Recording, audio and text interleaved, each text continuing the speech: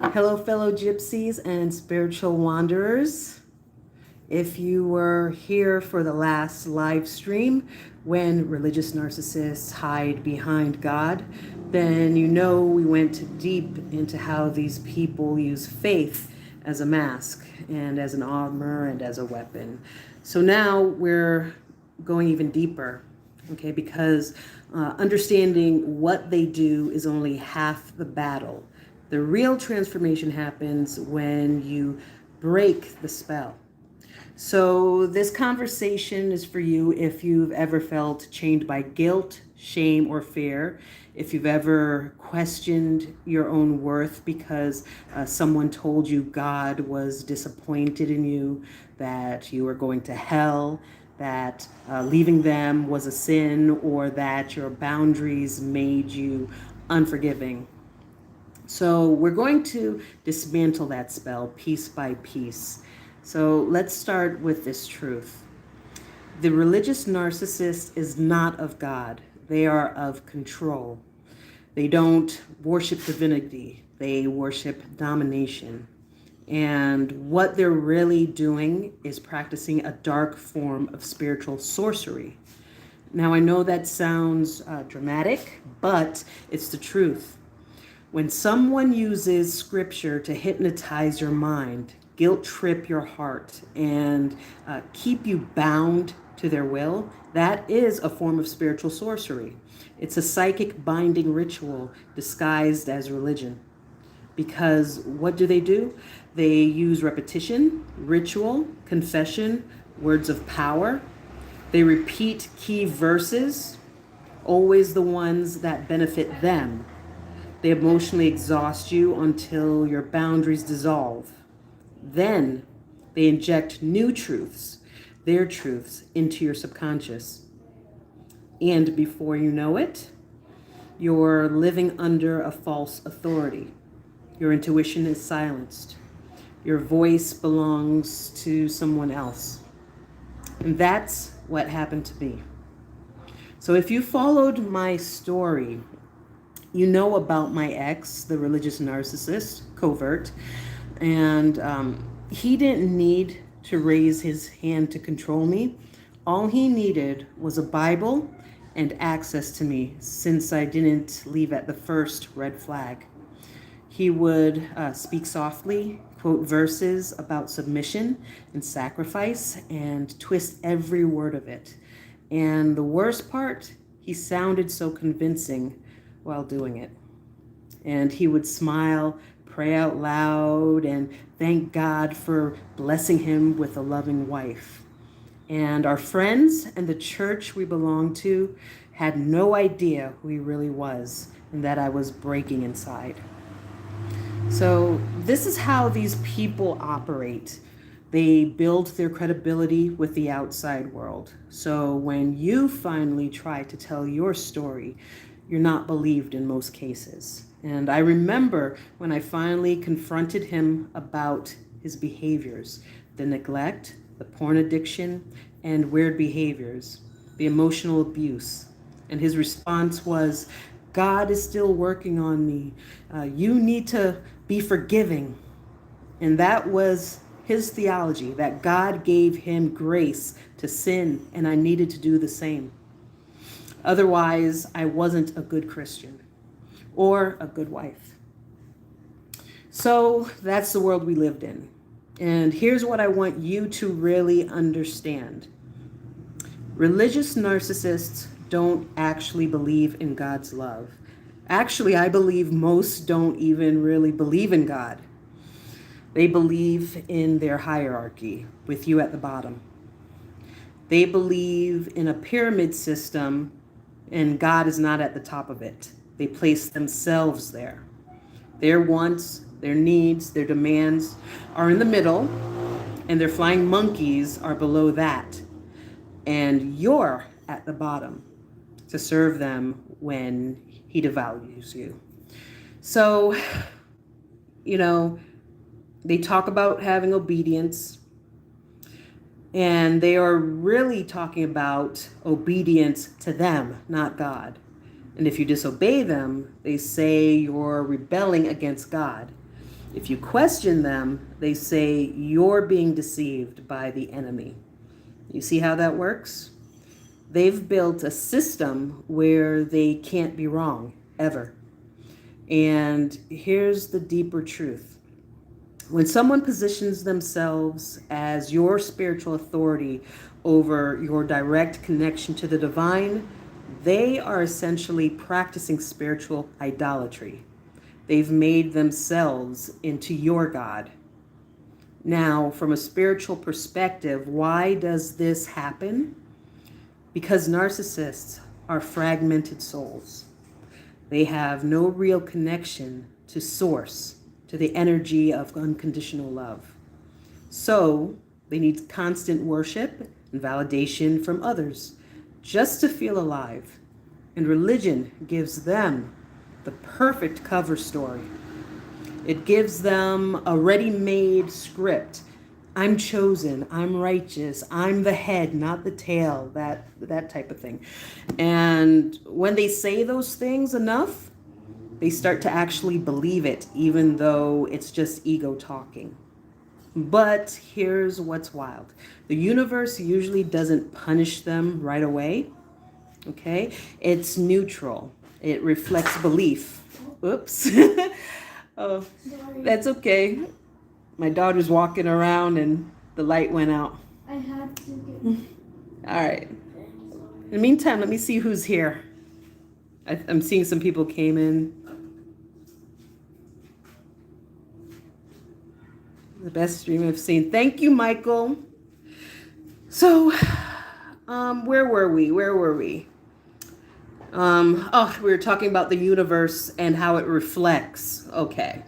The universe is neutral and it goes by people's beliefs, whether they're evil or not. Okay. So when they believe they're entitled to success, they often get it for a while.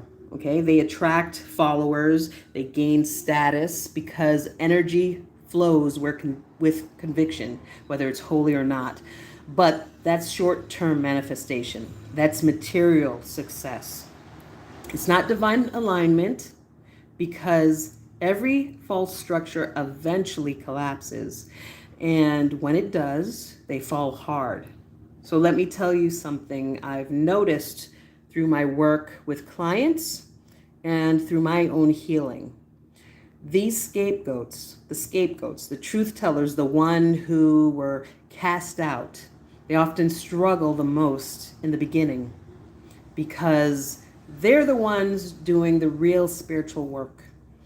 They're the ones dismantling illusions, breaking ancestral patterns, facing darkness, and choosing truth over comfort.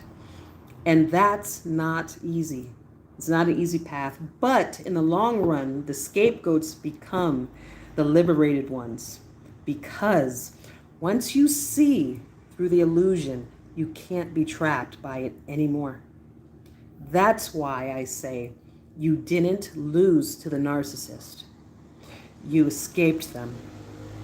So let's talk about breaking the spell step by step, okay? So step one, you call it what it is, all right? Stop calling it a bad marriage or a difficult family. Call it spiritual abuse. Call it narcissistic control. Naming it takes away its power. Step two, reclaim your authority. You have direct access to the divine. You don't need a pastor, partner, or parent to interpret God for you. You are your own tribe, your own temple. That's why I created Mocha Gypsy Magic Temple. Because it's time for us to remember that divinity isn't locked behind church walls. It's within you. Step three, rewire your guilt. Every time you hear that inner voice saying, "You're being unforgiving," or any other line like that, it was meant to police your behavior. Ask yourself, who taught me that? Did God say that for my situation, or did the narcissist? because the God I know doesn't demand you to forgive while you're bleeding. He doesn't want you to reconcile with what's destroying you. That's not what love is. That's bondage. Step 4, protect your energy. Spiritual abuse leaves cords, imprints, attachments. Use prayer, visualization, salt baths, rose oil, all those tools I teach in my course to cleanse your field. The more you clear that residue, the harder it becomes for the dark energy of the narcissist reattach to you. Step 5, rewrite your story. They tried to tell you that leaving meant you were a failure or ungrateful. But maybe leaving was your initiation. Maybe it was your path of freedom, because sometimes God saves you through the exit door. So let's talk about something a lot of survivors feel but rarely say out loud. Why does it look like the narcissist still wins? You left, you healed, you grew, but they're still thriving, still charming people, still living like nothing happened. I get it. I watched my ex nearly destroy me in court, smear my name, and still walk around like a righteous man of God. But what I've learned is that appearance isn't reality. You can build a kingdom out of lies, but you can't build peace on it. And peace is the real currency of heaven. They may have the temporary power, but you have eternal alignment.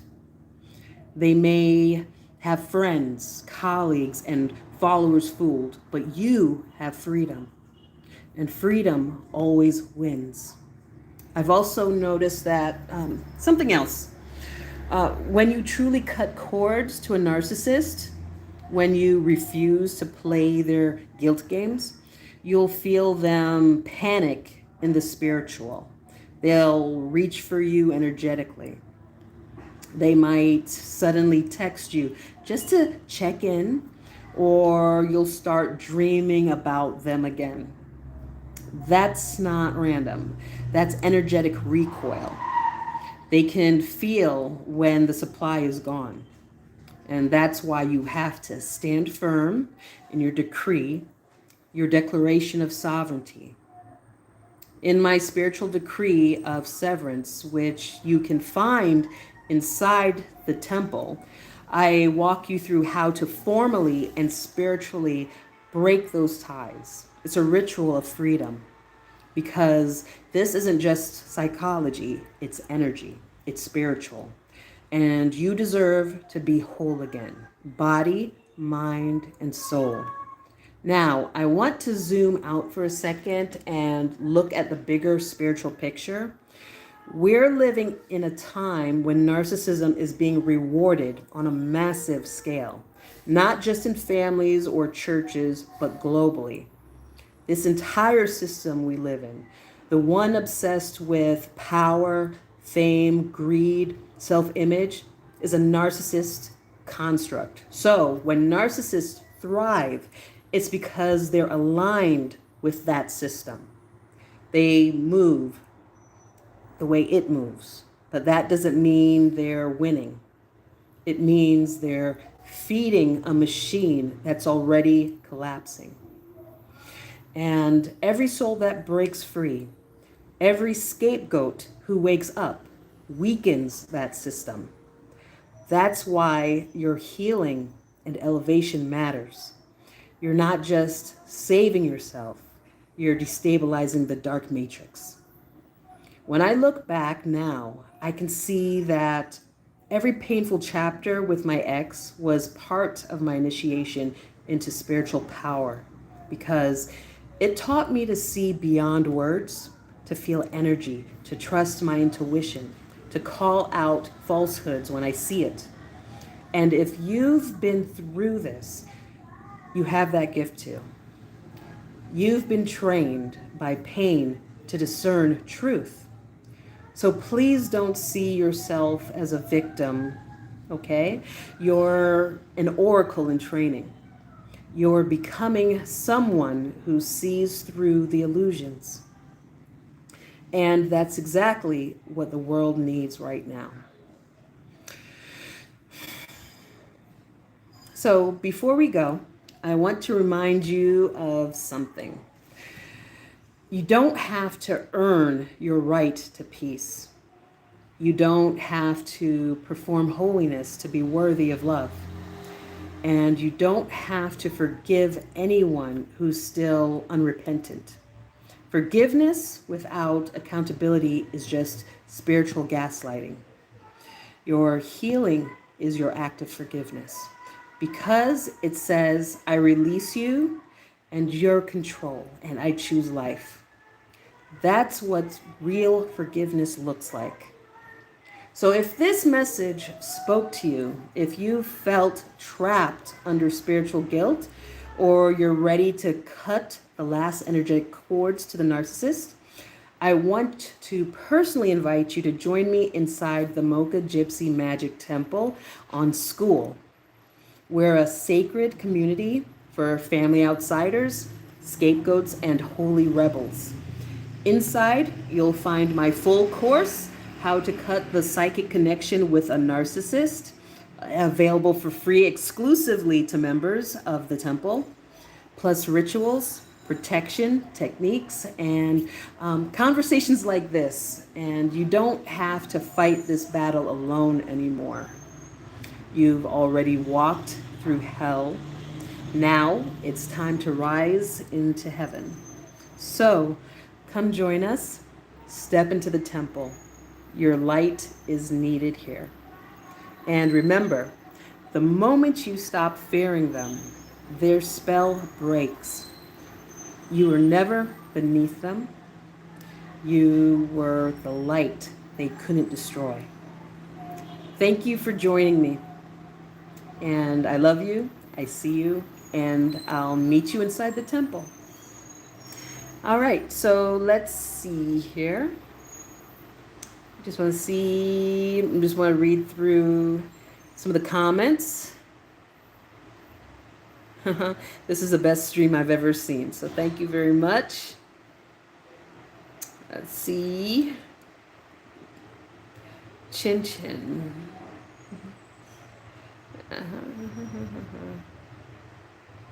Let's see. Oh my God, Mocha, I just thought about you the other day. I always listen to your Yamaya videos while I sleep. It always gets and help me stay in alignment. Bless you eternally. And it's great to see you. Great to see you too, Juju babe. Actually, I have another video coming out tomorrow, but this one is with Venus. So I hope you like it. I hope you like that one as well. What's crazy is I'm going through this right now. A breakup with a narc who always forces down my throat that I'm negative. Yeah. When they do that, I hope you know that's projection.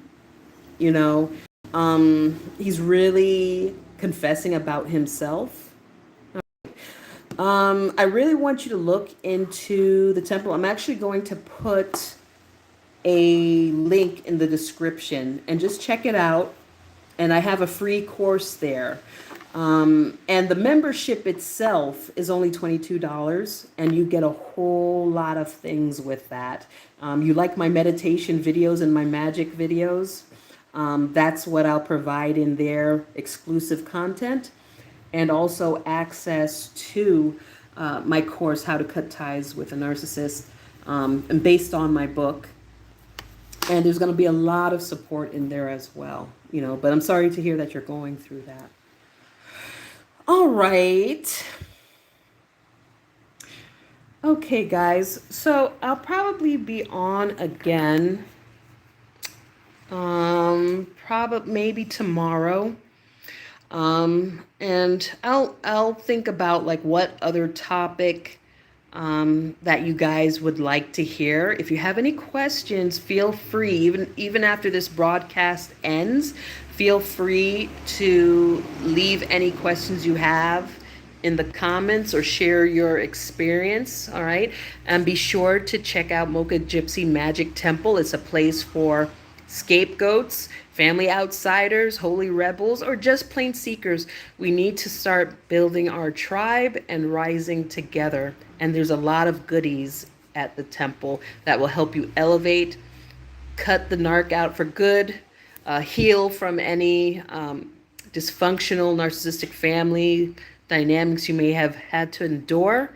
It's a really great group and it's growing. So, all right, folks, this is Mocha Gypsy. Be blessed.